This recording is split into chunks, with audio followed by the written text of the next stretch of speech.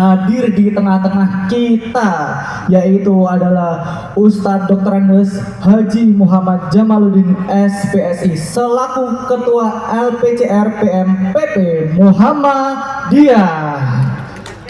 Kepada Ustadz diharap untuk maju ke depan.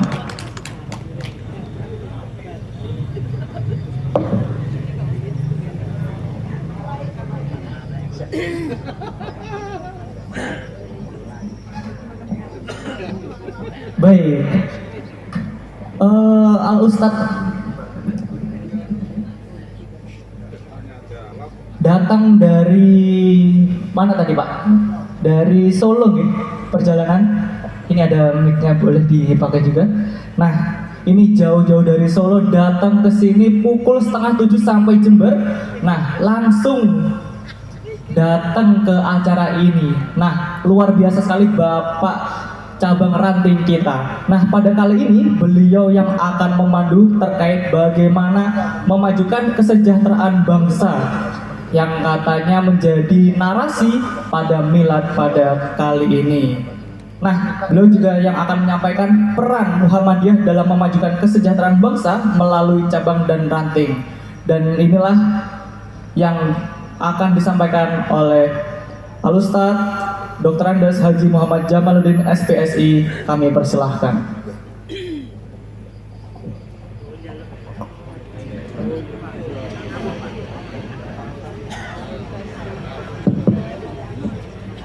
Assalamualaikum warahmatullahi wabarakatuh.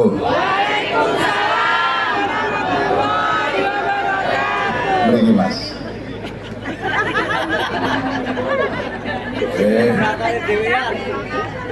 Alhamdulillahi rabbil alamin alladzi khalaqnal insana fi ahsani taqwim.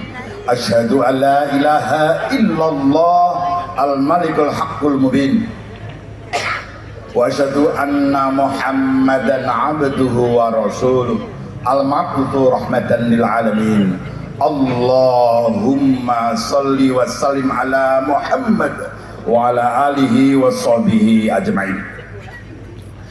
Ibu-ibu apa yang saya hormati, terlebih lagi pada sahabat saya, senior saya, Mas atau Ustadz Ahmad Sahmanan dari PDM Jember dan teman-teman dari PDM, Ibu-ibu Aisyah daerah Jember, kemudian Forkom Pim Cam, Forkom Pim Cam sudah nggak Muspika lagi, lalu sih Pak, Muspika sekarang balik lagi.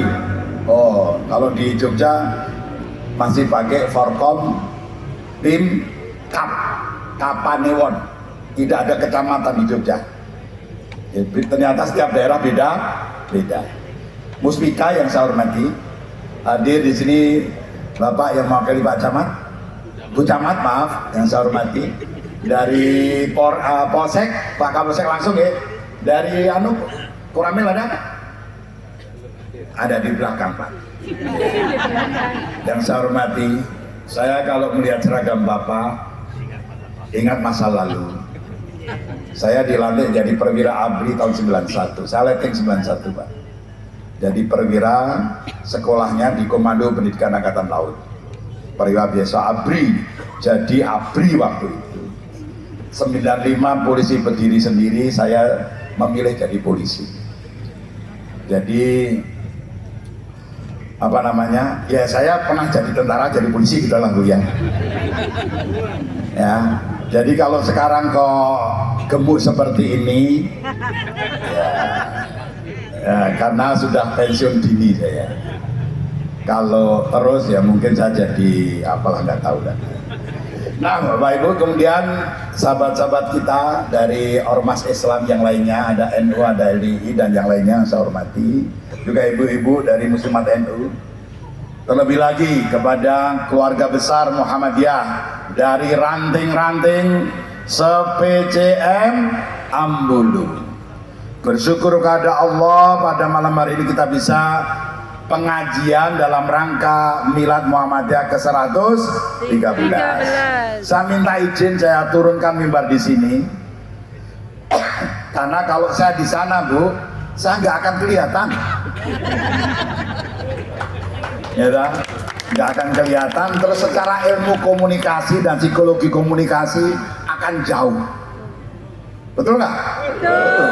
Maka ingin dekat dengan bapak-bapak bisa nanti saya ngasih apalah gitu ya. Ya seperti itu. Bersyukur pada Allah hari ini kita bisa pengajian milad Muhammadiyah ke-113.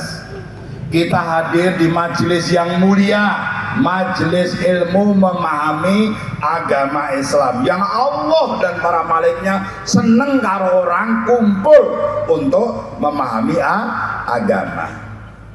Majelisnya mulia, tempatnya mulia karena di komplek masjid, komplek rumah Allah, Masjid Nurul Huda. Saya yakin Bapak Ibu dari rumah masing-masing juga niatnya mulia mau ngaji, niatnya mulia, majelisnya mulia, tempatnya mulia. Insya Allah akan menjadikan kita orang-orang yang dimuliakan oleh Allah Subhanahu wa Ta'ala. Amin ya Rabbal Alamin. Siapakah orang yang paling mulia menurut Allah? Siapapun, jawabnya Nabi, betul juga itu. Orang yang dimuliakan oleh Allah siapa saja, suku bangsanya, rasnya, jabatannya apa saja, mereka itu jenis kelaminnya apa bisa mulia menurut Allah kalau kita semuanya bertakwa kepada Allah. Inna akramakum indallahi atqakum. Sungguh yang paling mulia di sisi Allah adalah siapa saja manusia yang bertakwa kepada Allah Subhanahu wa Ta'ala. Jadi Bapak, kita semua dimuliakan oleh Allah. Kemudian Bapak Ibu, karena sudah malam, biasanya jam 10 sudah selesai pengajian ini. Ini baru mulai. Pripun? Dilanjutkan atau tutup? Nggih, kalau niku pun petang dina dereng mulai omah lho. Cirebon, Jakarta, Solo, terus iki dan seterusnya lah. Nah, Bapak Ibu yang saya hormati, alhamdulillah ini yang kedua kali saya datang ke Ambulu. Yang pertama di Masjid Ar-Rahman, yang kedua di Masjid Nurul Huda. Tapi waktu itu jamaahnya belum sebanyak ini. Saya Jamaluddin kan harus taruh dulu. Ayat tentang manusia dimuliakan itu ditutupnya dengan lita'arofu, agar kita saling mengenal, saling memahami. Kalau Jamaluddin Ahmad Muhammad Jamaluddin Ahmad, saya seorang psikolog di Muhammadiyah, ketua LPJRPM, lembaga pembantu Bang Ranting dan pembinaan masjid Pak Kapolsek. Nah, terus kemudian saya pernah jadi direktur rumah setelah pensiun dari polisi sebagai seorang pamen. Saya direktur rumah sakit, pernah menjabat di 5 rumah sakit sebagai seorang direktur. Terus apa Bapak Ibu? Sekarang ini saya BPH itu apa, Badan Pembina Harian di sebuah universitas Muhammadiyah di Cirebon. Ummada, Unit Ahmad Dahlan Cirebon, juga BPH, ketua BPH di Rumah Sakit Muhammadiyah di Bumiayu.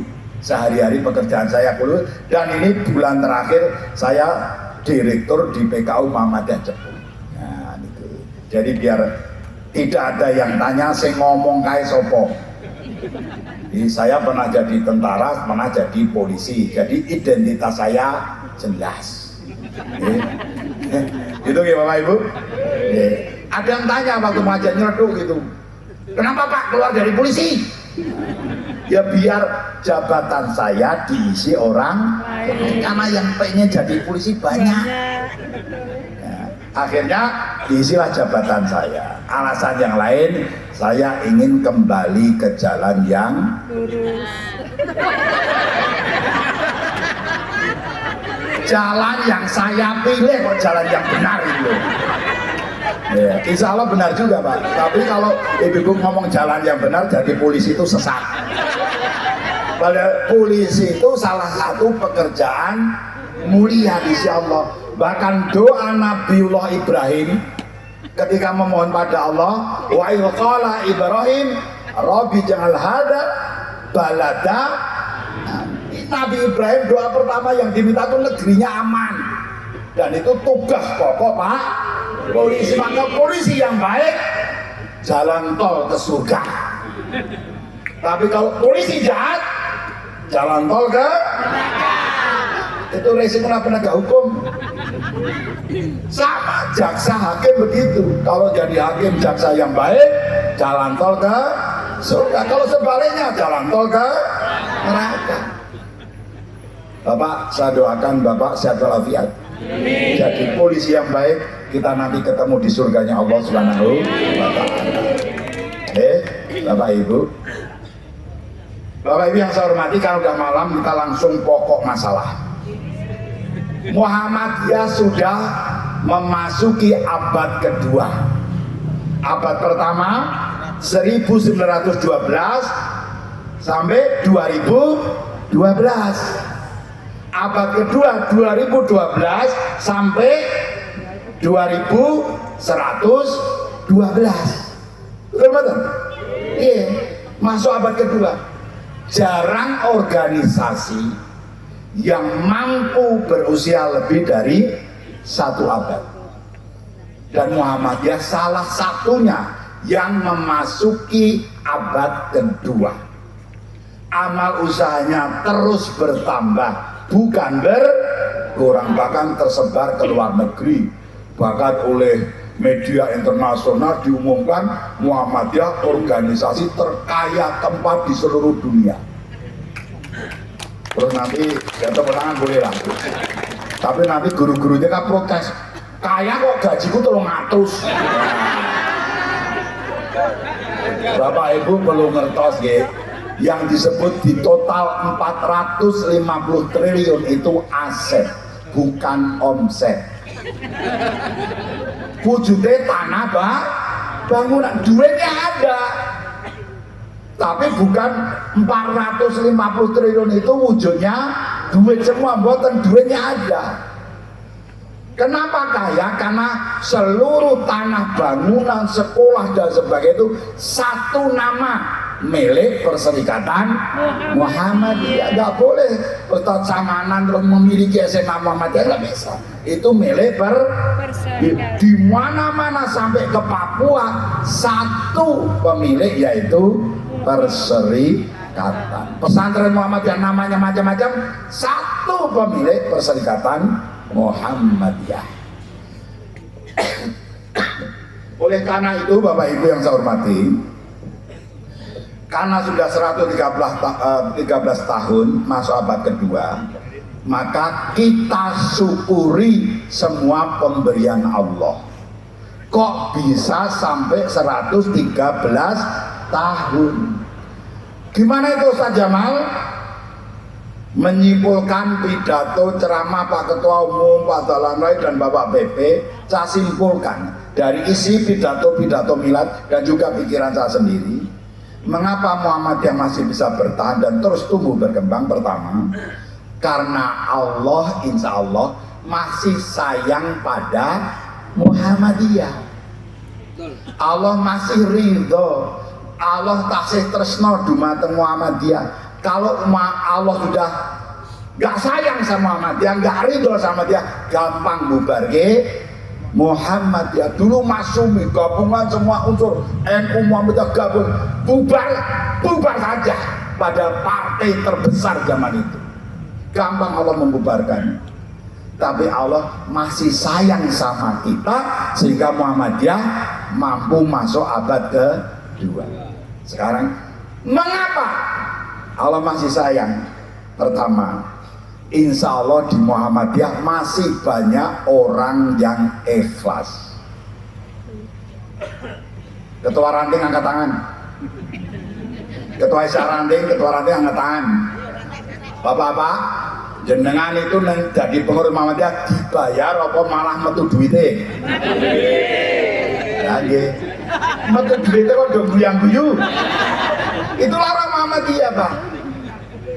Ikhlas jadi pengurus ora dibayar, makan mentu duit, ujung tombak ujung tombol. Pak Dalan Rak itu malah guyonan. Sesuk sing mlebu swarga wong Muhammadiyah. Sing wong Muhammadiyah mlebu swarga, sik dhewe iki pengurus ranting. Di wong ranting sik dhewe. Terus baru disusul cabang, disusul daerah Pak Samanan, terus PBM, PP Muhammadiyah, terus paling belakangan.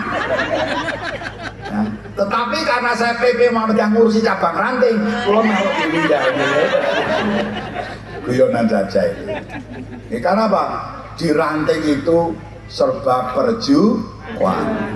Bangun masjid dia udu, gitu? Zakat, infak, sedekah dan wakaf. Itulah masih banyak orang ikhlas.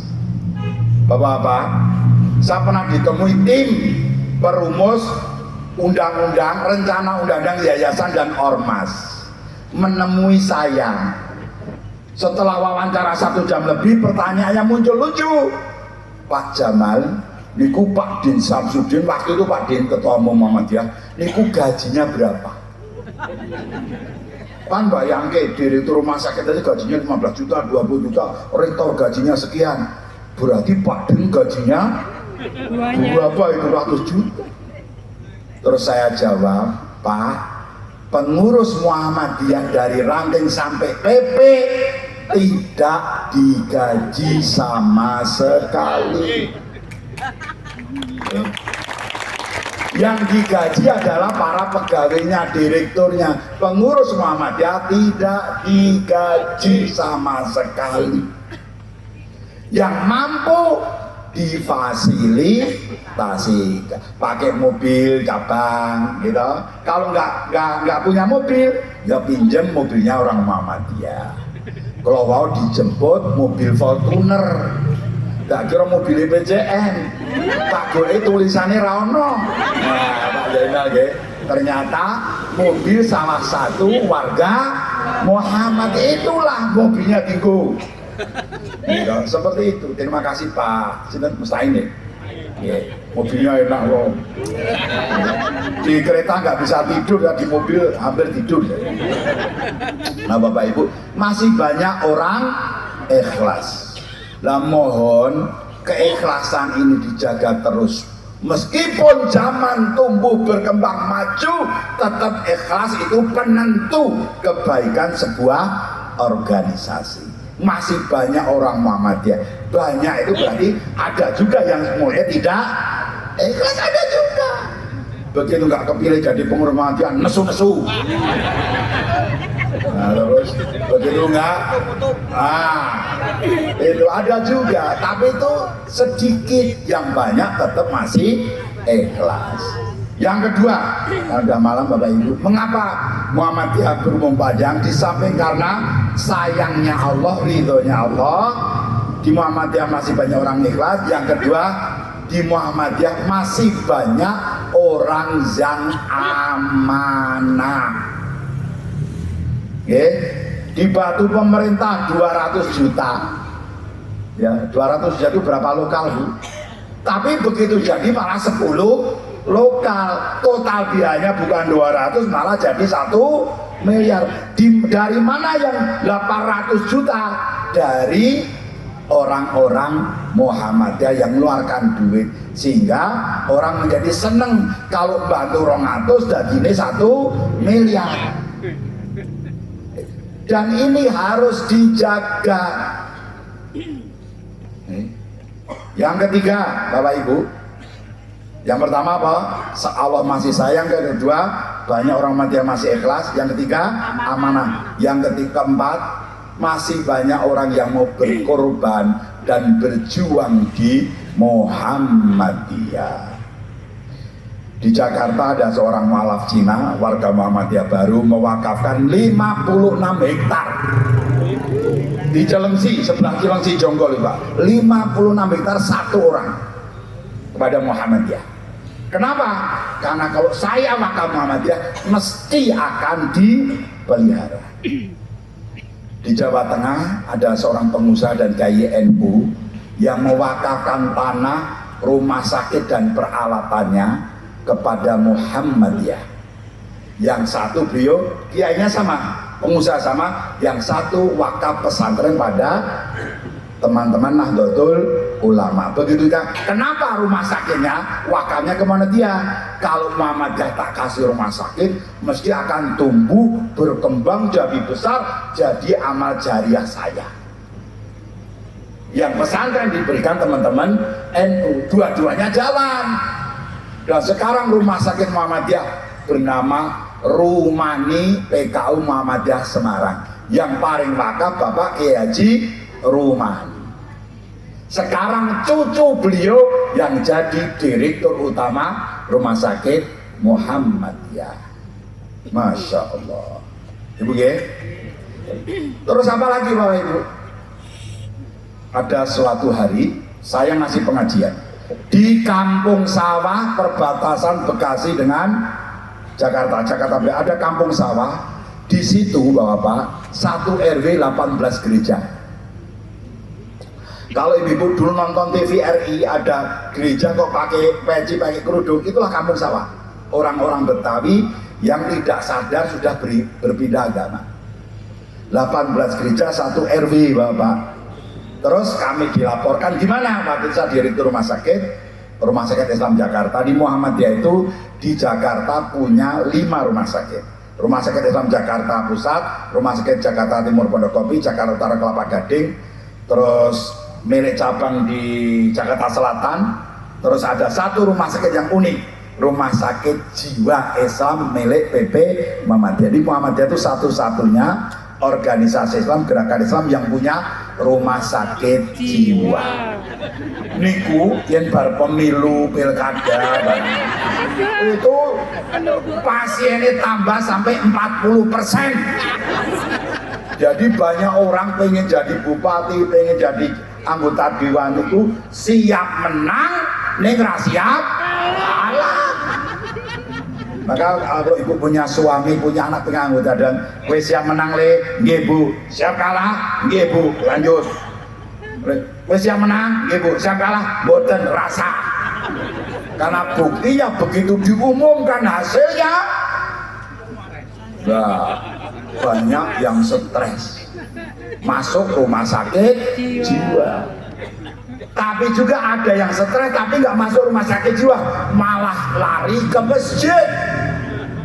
Bukan istighfar tapi gulungi karpet, nyopoti AC karena pas nyalon ngasih bantuan karpet sama AC.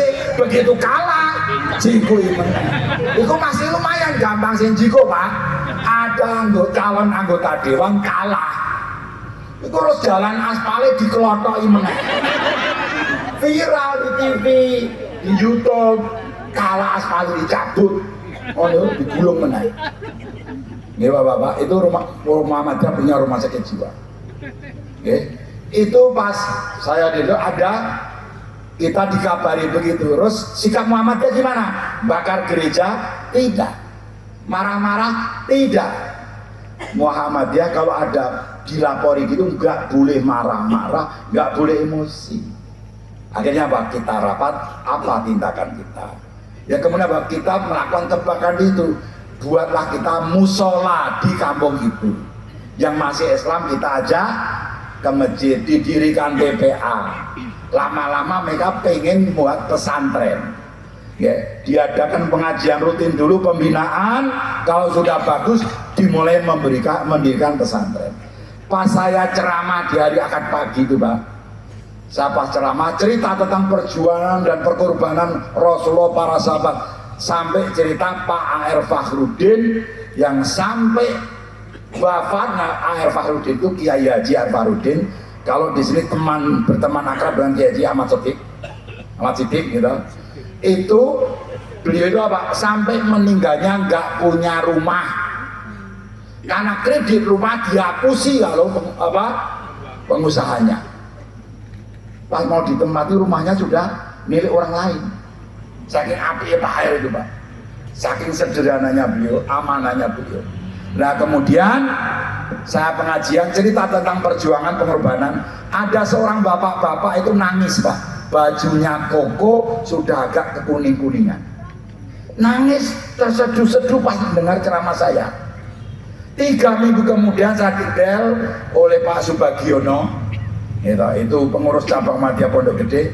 Ustaz Jamal, besok hari Akad tanggal sekian jam sekian, mohon dampingi kami menerima wakaf tanah, rumah dan seisinya kecuali penghuninya. Gitu gitu. Terus akhirnya saya janji, saya datang 3 mobil, sampailah di sebuah rumah yang besar. Pintu gerbangnya saja bisa 3 mobil sekalian masuk. Begitu kita turun dari mobil, ada bapak-bapak yang kemarin 3 minggu lalu nangis di pengajian itu Bapak. Itu yang membukakan pintu gerbang itu. Pakai sarung biasa, baju rendah. Otak saya kan masih waktu itu baru pensiun dari polisi Pak. Otak saya otak polisi. Maksudnya apa Pak? Hati-hati jangan disopot gitu. Maka saya menyimpulkan, oh Bapak ini pembantu rumah tangga. Identifikasi saya begitu. Terus akhirnya kami masuk, Bapak Ibu, terus masuk ruang, monggo Pak Jamal dan teman-teman nggih. Bu, tamune wis teko, wis rawuh. Istrinya keluar, Pak Jamal, ini istri saya dan ini rumah saya. Ternyata yang saya kira pembantu rumah tangga itu pemilik rumah. Ustaz Jamal, sebelum saya ikrar wakaf, mari kita lihat rumah kami. Ternyata luasnya 2000 meter Pak. Tanahnya itu lantai 2, ada kamar yang 12 meter, 12 kali 12. Ada yang 8 kali 8, paling kecil kamarnya 5 kali 5. Setelah keliling kemudian beliau kembali ke ruangan dan menyampaikan ikrar wakafnya kepada kami, bahwa kami akan serahkan rumah seisinya tanah ini kepada Muhammadiyah Pondok Gede.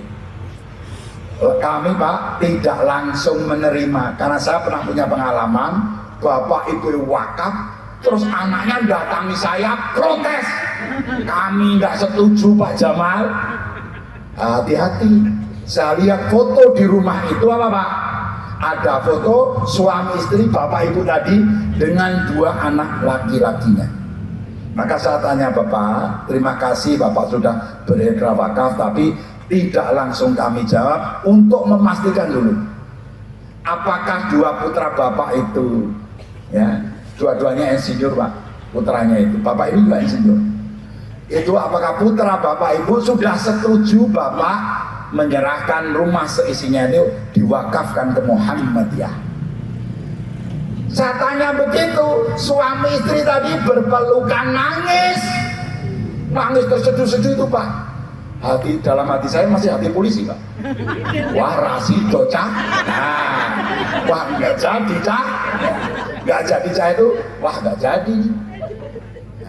Setelah nangisnya mereda dengan terbawa Ustaz Jamal, ketika saya dan istri ragu-ragu mau wakaf atau tidak, ketika saya dan istri gundah gulana rumah ini jadi saya wakafkan pada Muhammadiyah atau tidak.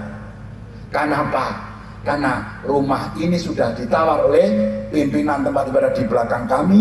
Berapapun kami bilang akan dibayar, berapa miliar pun akan dibayar. Saya sempat ragu-ragu, saya jual atau saya wakafkan. Ketika saya dan istri sedang ragu-ragu Pak Jamal, maka 2 anak saya itulah yang meminta saya dan istri untuk secepatnya segera mewakafkan rumah seisinya ini pada Muhammadiyah. Masya Allah. Sekarang sudah berdiri dari wakaf itu pondok pesantren MBS Muhammadiyah Kampung Sawah.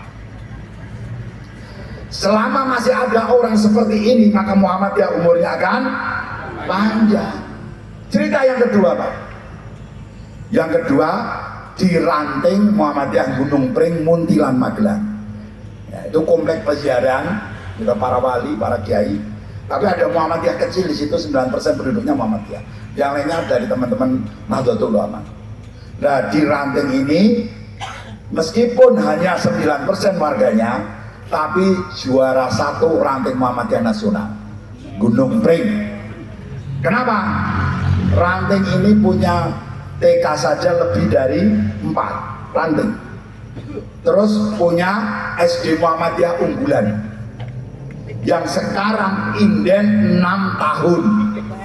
Jadi kalau mau daftar itu Bu, anak usia 1 tahun ini daftar ke. Besok berarti ibu-ibu hamil, ya, langsung daftar. Karena sudah inden sampai 6 tahun, Ranting sudah memutuskan dan mulai membangun SD Muhammadiyah Internasional. Di Ranting bangun SD Internasional.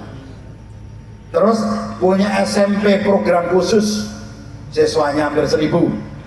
Punya SMA Taruna Muhammadiyah, satu-satunya sekolah semi militer di Jawa Tengah milik Ranting, bukan milik PWN, PDM atau PJM. Ranting. Maka bapak yang di Ranting, ya toh, jangan berkecil hati. Insya Allah muktamar nanti pasal 15 tentang Ranting akan kita rubah. Ranting secara formal kan nggak boleh amal usaha, nggak punya amal usaha. Tetapi faktanya 2000 ranting di Indonesia punya amal usaha.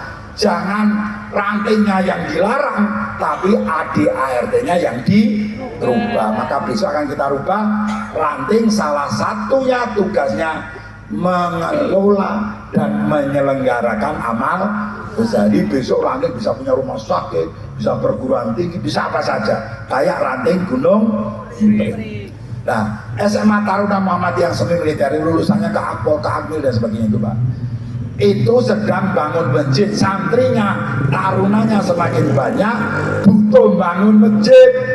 Diumumkanlah nilai masjid itu 6 miliar sekian. Terus ada bapak yang angkat tangan, Bapak, Pak pengurus cabang, saya mau bantu pendirian masjid SMA Taruna Muhammadiyah. Oh iya Bapak, berapa rupiah Bapak? Boten rupiah, saya menyerahkan 1 mobil Robicon saya. Demi Allah, ini kisah nyata.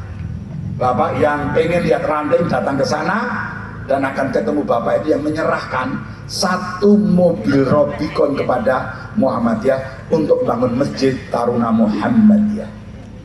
Masya Allah.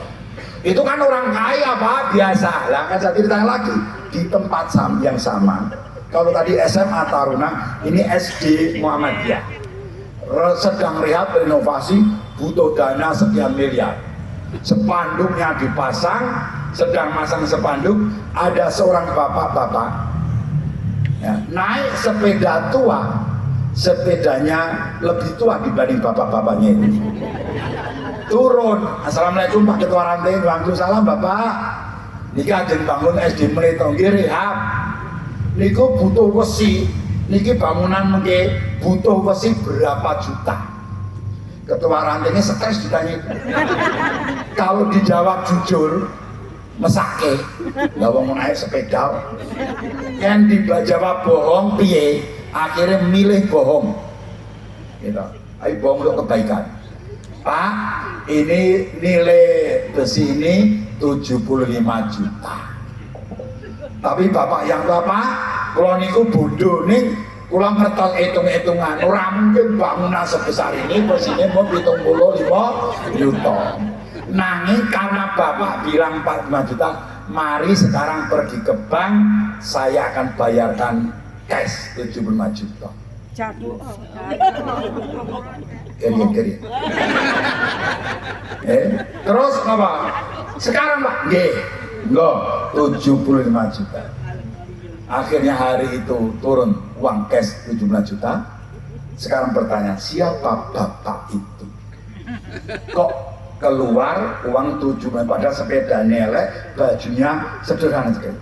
Bapak ini adalah seorang tukang servis jam di Pasar Muntilan, bukan pemilik toko jam, bukan servis jam yang besar, servis jam pakai meja biasa itu Pak, yang di bawah-bawah itu. Tetapi Bapak ini menabung bertahun-tahun agar bisa infak kepada Muhammadiyah. Tepuk tangan boleh. Ya. Selama orang Muhammadiyah yang kaya mau berkorban seperti itu, selama orang-orang yang biasa juga ngumpul ke duit untuk berinfak fisabilillah, maka mereka sudah memenuhi panggilan Allah. Infiru khifafan wa thiqala wajahidu bi amwalikum wa anfusikum fisabilillah dzalikum khairul lakum in kuntum ta'lamun. Mereka berjuang, berangkat, berinfak, berjihad, berjuang sungguh-sungguh, baik dalam keadaan ringan hati maupun berat hati. Totalitas mengorbankan harta. Wajahidu bi amwalikum wa anfusikum. Ini yang orang biasa aja keluar duit sebanyak itu. Maka warga Muhammadiyah Ambulu, yang kaya, ayo kita tetap berjuang. Yang biasa saja kumpulkan duit, gitu, untuk fisabilillah. Siapa tahu itulah jalan tol kita masuk surga. Baik Ibu, selanjutnya, mengapa Muhammadiyah berumur panjang? Salah satu sebab yang lain adalah Bapak, Muhammadiyah punya program dan mengembangkan amal usaha bukan hanya untuk orang Muhammadiyah, bahkan untuk saudara kita paham agamanya apapun, termasuk salah satunya untuk orang-orang non-muslim. Itulah memberi terbaik untuk negeri, memajukan kesejahteraan bangsa. 2 bulan yang lalu saya pulang dari Papua, Sorong. Muhammadiyah PDM Kabupaten Sorong bersama Universitas Pendidikan Muhammadiyah Unimuda sedang membangun rumah sakit 7 lantai senilai 190 miliar. Terus apa? Teman-teman kita non-muslim menemui Pak Rektor, menemui pengurus Muhammadiyah, Bapak, mohon rumah sakitnya segera jadi. Kami ingin kalau kami sakit dirawat di rumah sakit Muhammadiyah. Padahal mereka non-muslim. Terus apa lagi Pak Ibu? Universitas Muhammadiyah Sorong, Kupang dan sebagainya, mayoritas mahasiswanya non-muslim. Pas saya acara ke sana Pak, itu nyanyi, paduan suaranya indah sekali. Indah sekali Pak. Itulah paduan suara terindah selama saya hidup. Nyanyinya bagus sekali. Selesai paduan suara kan nyanyi kan, Al-Islam agamaku, Muhammadiyah gerakanku. Pak Rektor nyuruh saya, Pak Jamal tahu nggak? Kenapa? Bagus kan paduan suara? Bagus sekali Pak. Itu yang nyanyi tadi, yang muslim hanya 2. Yang muslim hanya 2. Non muslim karena kampus kita bagus, mereka masuk kuliahnya di Muhammadiyah. Lebih baik muslim kuliah di tempat non muslim atau non muslim kuliah di tempat Muhammadiyah? Non muslim. Nah, ibu saya, Pak D saya semuanya alumni Kanisius, alumni Pangudulur. Ibu saya, Pak D semuanya alumni sekolah Katolik. Kenapa? Waktu itu Muhammadiyah nggak punya sekolah. Bahkan ada saudara saya yang murtad. Tetapi kalau orang non muslim sekolah dan kuliah di Muhammadiyah, insya Allah minimal mereka tidak salah paham terhadap Muhammadiyah, paling tidak simpati pada Muhammadiyah. Salah satunya wali kota Jayapura itu alumni SMP Muhammadiyah. Beliau bilang, Muktamar Makassar datang, menyebut, akulah matahari yang sinarnya paling terang dari Indonesia Timur. Karena saya alumni SMP Muhammadiyah. Yang lucu Pak, ada suatu acara Muhammadiyah, saya yang mimpin doa. Doanya apa?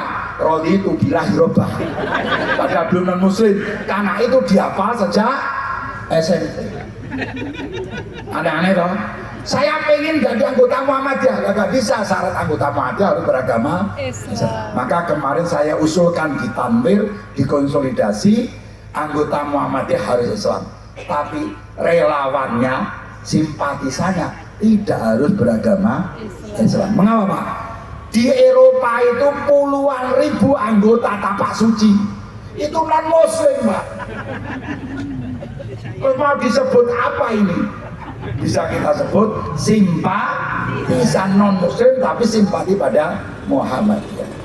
Terus terakhir, cerita terakhir apa?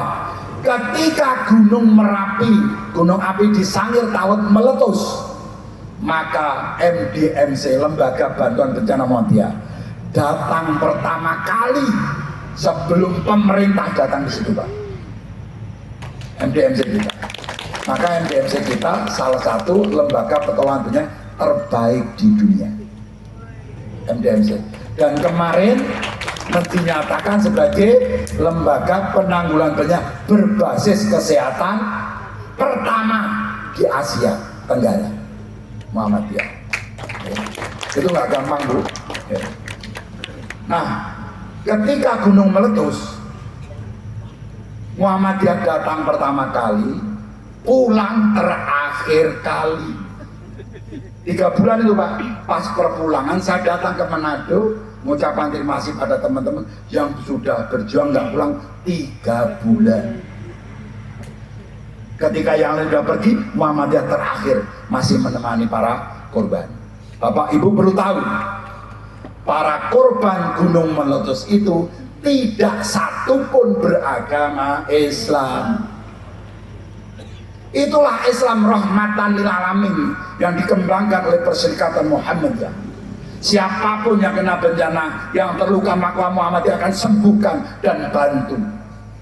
Ya Bapak Ibu, seperti itu. Kalau kecelakaan gak usah jangan kowe agamanya apa.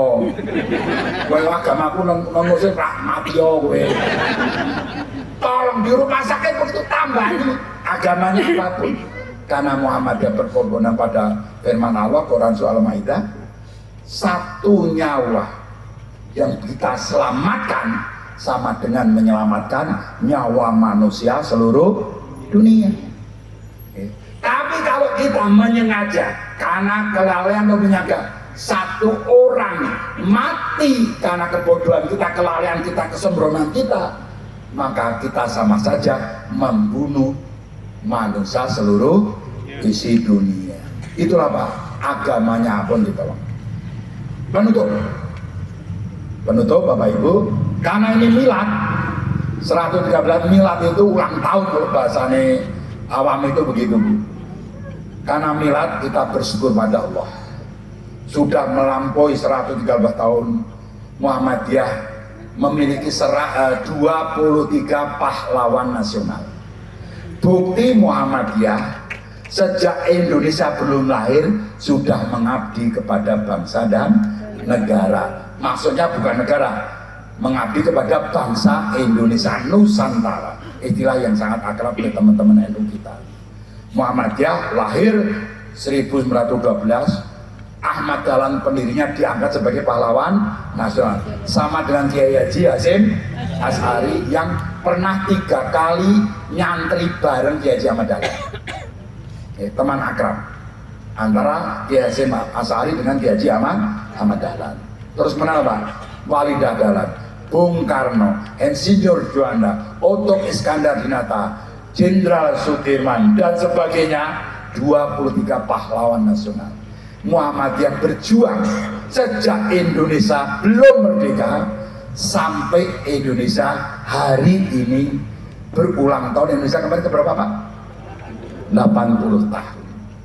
Nah, karena ini milad ulang tahun, setelah bersyukur, muhasabah, merenungkan karena berbagai kelemahan kita, serta itu berubah maju, berkreasi, berinovasi. Maka nanti kalau saya teriak milad Muhammadiyah, jawabnya Pak, yang pertama Pak, tambah gede rasa syukure. Tambah gede rasa syukure. Nanti kalau saya teriak milad Muhammadiyah, tambah gede rasa syukure. Kenapa ini? Siap? Ya, mangga bagi orang dia. Ini kesimpulan pengajiannya. Yang pertama, dengan milad tambah bersyukur kita pada Allah. Pakai bakso Jawa, tambah gede rasa syukure. Siap? Ya, milad Muhammadiyah tambah gede rasa syukure. Bersyukur itu membuka diri menerima kebaikan, menerima kemajuan, kritik, saran, membangun, membuka. Lawannya syukur adalah kufur, menutup diri. Muhammadiyah bersyukur agar Allah tambah nikmatnya. Yang pertama itu. Yang kedua, kalau satria milad Muhammadiyah tambah kuat imane. Untuk menjalani kehidupan butuh bekal iman, karena hidup banyak godaan dan tantangan. Ada pengantin baru 1 bulan sudah selingkuh. Itu viral di media sosial, termasuk artis baru nikah 1 bulan sudah cerai. Kenapa? Salah satu problemnya memang iman, karena iman yang menjaga kita. Kalau ibu-ibu punya suami yang beriman, suami pergilah sayang, saya percaya padamu. Tapi kalau suaminya orang beriman, suami nakal, mau pergi, awas ya Pak, tak pantau terus, lagi mangkat, telepon, terang di Pak, sampai kantor telepon lagi apa Pak? Rapat, mana, video call. Istrinya stres, suaminya stres. Maka iman bekal kehidupan kita. Dengan iman Pak, jabatan apapun Bapak akan tidak tergoda. Ya. Polisi, tentara, jaksa, hakim, camat dan sebagainya, itu jabatan-jabatan. Bahkan menteri agama saja bisa tergoda untuk korupsi. Jadi menteri agama nggak jaminan. 3 menteri agama terkena kasus korupsi. Ya Pak, profesor juga nggak jaminan. Ustadz kayak saya itu juga nggak jaminan. Banyak akhirnya ustadz yang terbongkar, gitu, kasus-kasusnya nggak jaminan. Ya. Kita semuanya harus bersungguh-sungguh beriman agar tak kuat menghadapi godaan. Maka jawabannya milad Muhammadiyah tambah kuat iman. Siap? Milad Muhammadiyah. Yang ketiga, biar nanti pulang ada kesimpulannya. Jangan pulang, wah kok ngaji milad Muhammadiyah. Iya bu isinya, wah ustadznya lemu banget. Kesimpulannya ustadznya lemu banget. Yang ketiga Bapak Ibu, ketiga ya, tambah sregep ngibadai. Tambah sregep ngibadai. Harus lebih baik milad Muhammadiyah. Masjid-masjid Muhammadiyah harus makmur. Rata-rata masjid di Indonesia Pak Kiai, Pak Ustadz, kami tim pembinaan masjid, pimpinan pusat mensurvei masjid Muhammadiyah dan umum. Gitu. Kesimpulannya rata-rata masjid di Indonesia jamaahnya 30 orang sholat 5 waktu. Pas saya ngisi ceramah Rakerwil di Jawa Timur, ada teman-teman dari mana itu protes. Ustaz Jamal nggak setuju saya, rata-ratanya 30 orang sholat 5 waktu. Tapi Mas Pak, di masjid saya kurang Pak. Jadi saya udah khawatir kesimpulannya salah, malah dia lebih. Ada nggak Pak masjid yang rata-rata jamaahnya di bawah 30? Banyak. Saya pernah sholat di sebuah kota, di kota Mubagu, masjid rayanya direnovasi, banyak debu. Saya nyari masjid kecil di sebelah masjid 200 meter itu. Sampai situ saya masbuk, Pak imamnya sudah sholat. Sampai masjid itu saya kaget, ternyata yang sholat subuh 1 orang. 1 orang. Berarti yang adzan Bapak itu, yang qomat Bapak itu, yang imam Bapak itu. Nah, begitu beliau selesai 2 rakaat, kan saya masbuk nambah 1 rakaat Pak. Begitu Assalamualaikum warahmatullahi wabarakatuh. Begitu lihat ada makmum Pak Beliau itu kaget jundil. Jundil itu tahu nggak? Jundil itu bahasa Jawa tempat saya. Kagetnya sampai tubuhnya terangkat. Itu jundil. Sini bahasanya apa? Jingkrak. Kagetnya sampai jingkrak. Karena makmum kan harus ikut imam toh. Saya jingkrak juga Bu. Gitu. Karena kaget juga saya. Begitu 2 rakaat selesai, saya cerita bahwa saya pernah jadi kepala dinas psikologi Polda Sulut 6 tahun ya Pak, kepala dinas.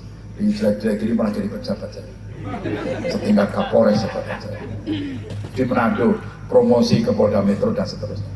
Oke, terus saya cerita pernah tugas di Manado, terus beliau ceritanya intinya yang terakhir, Pak Jamal, saya sedih, saya khawatir kalau saya mati, apakah masih ada orang yang sholat subuh di masjid ini? Maka Bapak Ibu jaga masjid kita ya, teman-teman itu jagalah masjidnya untuk makmur. LDI khusus bagi Muhammadiyah, kita punya zel-zel masjid makmur, memakmurkan, makmur jamaahnya, pengajiannya, infak zakat sodakohnya, dan mampu memakmurkan jamaahnya. Jangan masjid infak diumumkan 200 juta, tapi ada jamaah yang anaknya nggak sekolah dibiarin oleh masjid, ada jamaah sakit dibiarin oleh masjid, ada janda pengen suami nggak dicarikan oleh masjid, gitu. Ada anak NA pemuda umurnya sudah 27 tahun diteke wae, gitu. Maka Bapak Ibu, masjid harus makmur. Contohnya Al-Falah Sragen, contohnya Al-Jihad Banjarmasin yang kemarin kami jadikan tempat pertemuan. Masjid Muhammadiyah sholat 5 waktunya rata-rata 1000 orang. Namanya Masjid Al-Jihad milik cabang Banjarmasin 04. Setiap hari rata-rata menyolatkan jenayah 5-6 orang setiap hari. Sampai yang rumahnya 300 kilo aja pengen disolatkan di tangan itu. Masjid ini punya mobil ambulan 7. Di antara 7 itu 4-nya mobil ambulan Alphard. Mobil ambulannya Alphard Bu. Masjid Muhammadiyah. Kenapa Pak? Di Banjarmasin banyak orang kaya baru, pengusaha tambang, pengusaha sawit. Saking kayanya bingung ngetok duit, sampai ada anak muda kaya raya sekali nikah langsung 3 istri. Silakan dicek di YouTube. Di sana Masjid Muhammadiyah, keluarga saya meninggal Pak. Apakah Masjid Muhammadiyah punya ambulan? Oh punya Pak. Apa mobilnya APV Pak? Nggak jadi Pak. Itu sejarahnya. Dakwah Islam itu untuk kalangan bawah, menengah, dan atas. Kita jarang memperhatikan yang kalangan atas. Akhirnya Muhammadiyah beli mobil Alphard 1, 2, 3, 4. Begitu telepon, Bapak, keluarga saya meninggal, Masjid Muhammadiyah punya mobil ambulan? Punya Pak. Mobilnya Pak Alphard, cocok Pak. Ternyata orang kaya mati saja masih gaya. Padahal saya jadi direktur Rumah Sakit Islam Jakarta. Rumah Sakit Islam Jakarta itu rumah sakit milik Muhammadiyah terbesar di Indonesia. Kita punya unit layanan jenayah 34.000 kakak. Selama 9 tahun saya mimpin rumah sakit, termasuk unit layanan jenayah, belum ada satupun mayat yang komplain kepada kami. Oh, nggak bisa komplain ya? Keluarganya ya Bu ya? Ya, tidak. Di mayat itu mau apa, mau truk, diem saja. Yang ribut tetangganya. Maka Muhammadiyah beli mobil Alphard 4 ambulan. Kenapa mampu beli Pak?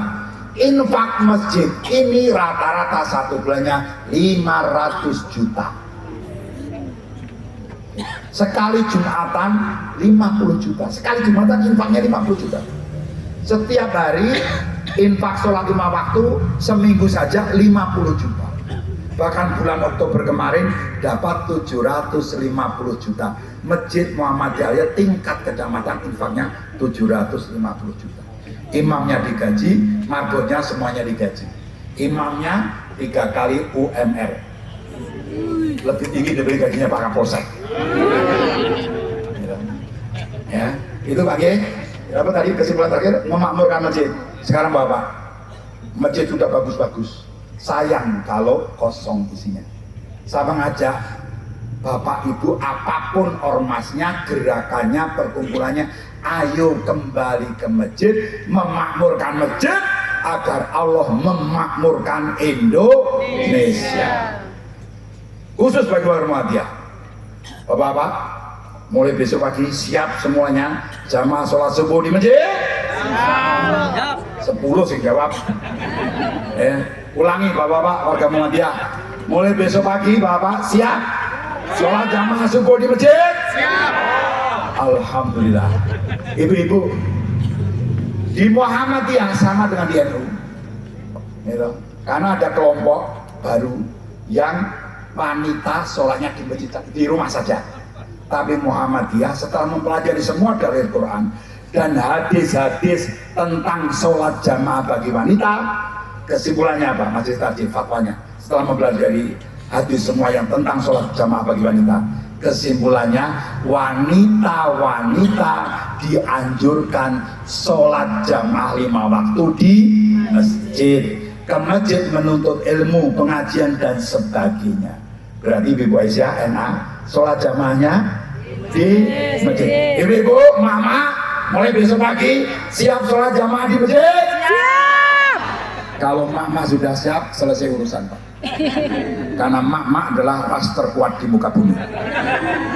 Rating kanan, belok kiri. Oke, teruskan Bu. Siap ya, ajak suaminya ke masjid. Karena apa? Bapak-bapak itu kadang nyari duit capek, malam baru pulang. Di kantor dimarahi atasan, di jalan disemprit Pak polisi nggak bawa SIM, ya toh, Bapak Ibu, pulang disenggol sama Gojek atau pemakai motor jatuh. Oke, selamat lukanya tidak kelihatan. Para suami, para bapak tidak akan cerita pada istrinya. Mengapa? Karena para suami bapak punya prinsip, biarlah hidupku menderita, yang penting istriku bahagia. Betul bapak-bapak? Dengarkan penderitaan mereka. Maka bapak ibu harus kompak. Mulai besok pagi suami istri siap berangkat jamaah ke masjid? Siap. Sip. Yang kedua dan ketiga dan keempat, Pak, saya sudah keliling Indonesia dari Aceh sampai Papua. Saya berusaha sholat subuh masjid terdekat dari penginapan saya atau acara saya. Kesimpulan saya, ketika jamaah sholat subuh dari Aceh sampai Papua, 99,9% yang sholat subuh jamaah di masjid tidak punya anak dan keturunan. Saya anaknya banyak. Tetapi setelah selesai jamaah, selesai doa, selesai zikir, pulang ke rumah baru sadar lagi mereka punya anak dan keturunan. Ketok ini Jember ya podo. Mana masjid yang sholat subuhnya anak-anaknya banyak? Angkat tangan. Dan katanya bapak ibu dan anak-anak pengen masuk surga bareng, betul nggak? Sebagai pelaksanaan ku anfusakum wa ahlikum nar. Tetapi bapak ibu ke masjid, anak dijarno turu, betul atau betul? Kalau pengen masuk surga bareng, bangunkan anak kita. Anaknya 4 berhasil 1, alhamdulillah, yang penting usaha. Berhasil 4, alhamdulillah, gak berhasil sama sekali, gak apa-apa, yang penting jangan sampai kita biarkan mereka, padahal mereka anak kita. Tanggung jawab kita akan ditanya Allah. Kamu nak, ketika kamu itu diajari maca Quran karo bapak ibu mau ora? Mboten Pak. Diajaknya masjid karo bapak ibunya, mboten Pak. Itulah yang menurut istilah Umar bin Khattab radhiyallahu anhu adalah orang-orang yang durhaka, yang membiarkan anaknya nggak sholat, membiarkan anaknya nggak bisa baca Al-Quran. Itu orang tua durhaka. Maka besok pagi ajak anak-anak kita sholat ke masjid. Bapak ibu, itu sulit, tapi harus kita lakukan. Apa prinsipnya? Prinsipnya kalau susah nasihat Imam Al-Ghazali dalam kitabnya Ihya Ulumuddin. Beliau ngendika, kalau kamu susah jadi orang baik, kamu susah dari orang soleh, susah untuk berislam, maka apa? Paksa dirimu melakukan kebaikan, maka nanti akan jadi orang baik. Maka nanti kalau saya teriak ikhlas ikhlas kayak ini, mak berangkatnya bahasa Jemberin apa? Budak, budak ya. Nanti kalau sudah ikhlas ikhlas budak, ngerti ya? Bapak Ibu, beramal itu memang harus ikhlas, ibadah harus ikhlas. Tetapi jangan terus gak ibadah karena kita belum ikhlas. Pak De, kok gak sholat Jumat? Kata Ustadz Sahmanan, kata Ustadz Zainal, ibadah yang dilakukan tidak ikhlas itu sia-sia. Nah, daripada saya ibadah sia-sia, lebih baik puasa. Pak De, kok gak puasa Ramadan? Kata Ustadz, puasa Ramadan itu harus imanan wahtisaban, harus ikhlas. Karena saya belum bisa ikhlas, Pak, ya nggak poso.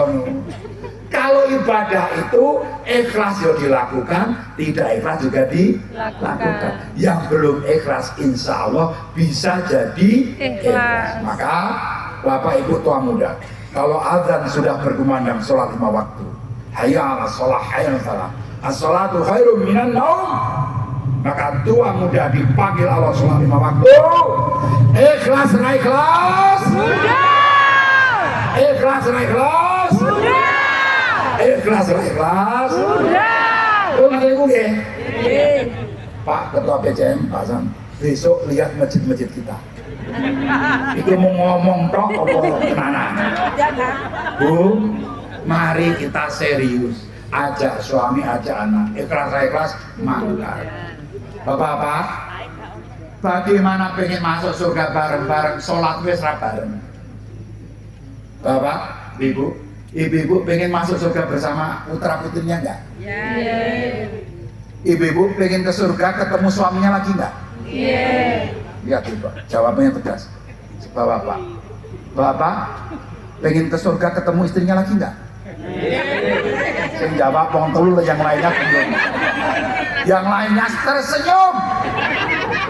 Yang tersenyum itu isi hatinya begini, rahasia ini rahasia. Isi hatinya bahwa yang tersenyum itu, Pak Jamal, sudahlah Pak Jamal, penderitaan cukup di dunia saja. Nanti di akhirat ganti istri Pak Jamal. Ya, Bapak Ibu yang saya hormati, saya agak banyak humornya karena waktunya udah malam. Tapi kesimpulan kita tadi apa? Tambah bersyukur, tambah kuat imane, tambah sregep ngibadahe. Yang keempat, tambah apa? Tambah akeh amal soleh. Milad Muhammadiyah, tambah akeh amal soleh. Yang seterusnya, tambah apik rumah tanggane. Milad Muhammadiyah, banyak orang pengajian sunnah lah, pengajian inilah, tapi rumah tangganya bobrok. Padahal Islam harus mempraktekkan Islam dalam hidup rumah tangga. Maka milad Muhammadiyah tambah apik rumah tangga. Ketok istilah ini bagus, tapi so salah paham Pak. Tambah apik rumahnya tanggane. Nah, maka diganti gue nggak salah paham. Tambah apik rumahnya tanggane, diganti keluargane ya. Milad Muhammadiyah tambah apik keluargane. Sayangi suami, karena suami di Indonesia rata-rata lebih cepat mati 4 tahun dibanding para istri. Ini serius, pusat data statistik pemerintah. Harapan hidup di Indonesia tertinggi Jogja. Orang Jogja harapan hidupnya 75-76 tahun. Tapi begitu dibagi 2, ternyata laki-laki Jogja itu matinya lebih cepat 4 tahun. Ibunya lebih panjang 4. Selamat ya ibu-ibu ya. Bapak-bapak, ternyata kita mati lebih cepat. Mari persiapan bekal akhirat. Maka pesan yang terakhir, Milad Muhammadiyah tambah akeh bekal akhirat. Itu saja yang bisa sampaikan Bapak Ibu, mudah-mudahan bermanfaat. Mulai besok pagi kita makmurkan masjid. Penutup penuntas, kalau saya teriak masjid, jawabnya makmur memakmurkan. Siap? Tangannya ngeten iki. Makmur memakmurkan. Masjid makmur memakmurkan. Penjelasannya sudah saya sampaikan. Yang kedua, masjid, dari masjid kita bangkit. Dari masjid kita bangkit. Mempraktekkan sabda Rasulullah, rajulun qalbuhu mu'allaqun fil masajid. Kalau orang dasar ke masjid akan lahir generasi terbaik yang akan dapat perlindungan Allah ketika tidak ada perlindungan apapun. Yang terakhir, kalau saya teriak masjid, gitu, apapun masalahnya, masjid solusinya. Apapun masalahnya itu tanda tanya. Apapun masalahnya, masjid solusinya. Siap? Siap. Ya, berdiri semua. Arnuleo. Kira, nggak apa?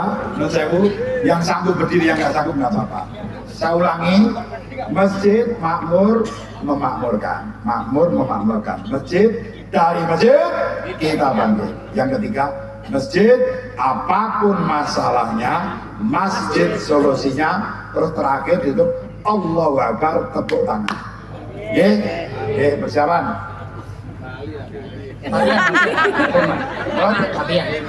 Latihan dulu. Masjid makmur memakmurkan. Sudah siap nggih? Siap. Persiapan. Masjid makmur memakmurkan. Masjid, dari masjid kita bangkit. Masjid apapun masalahnya, masjid solusinya. Allah Akbar. Monggo lenggah malih.